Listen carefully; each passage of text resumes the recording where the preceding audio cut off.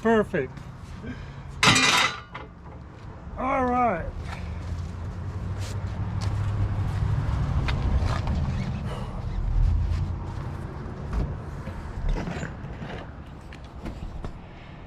That was 10 minutes of reality.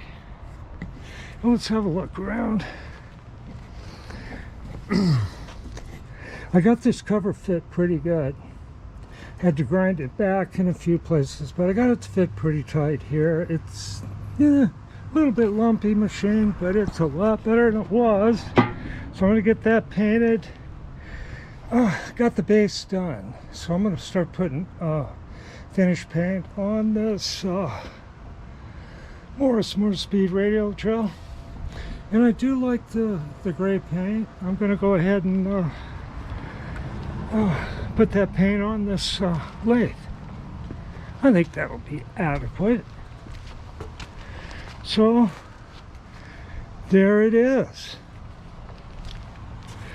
Now this chip pan was painted with a real durable paint, a dark paint. And I'm going to do the same thing. I have some paint that they use at the equipment dealer to paint drag buckets or excavator buckets, dark gray like that. So I'll paint the tray that dark gray and probably the inside of the bed. And I think that's, about as fancy as it's gonna get.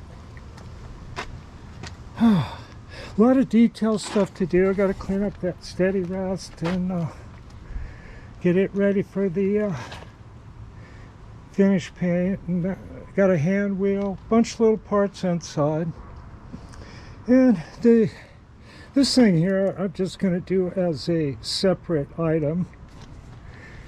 Yeah. So that's my Friday morning, about running out of morning roundup. And I was going to put finish paint on today, but I just go, let's give things a little bit more